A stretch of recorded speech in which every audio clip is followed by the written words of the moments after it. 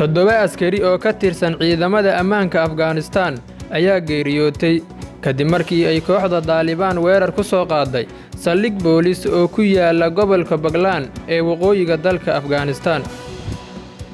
Afhayeen u hadlay maamulka gobolka Baghlan oo lagu magacaabo Maxamed Jawaad Baasharaad ayaa sheegay in toddoba askari ay geeriyootay ka gadaal markii ay Taliban soo weerartay saldhig boolis oo ku yaal jidka isku xira Baghlan iyo Samnagan. dhanka kale madaxa waaxda caafimaadka gobolka Baghlan Muxibullaahi Muxibbi ayaa sheegay in toddoba askari ay geeriyootay halka ay dhaawacmeen laba kale oo midi ay xaaladiisu daran tahay. qof goobjooge ah ayaa isaguna sheegay in ka badan 10 askari ay geeriyootay.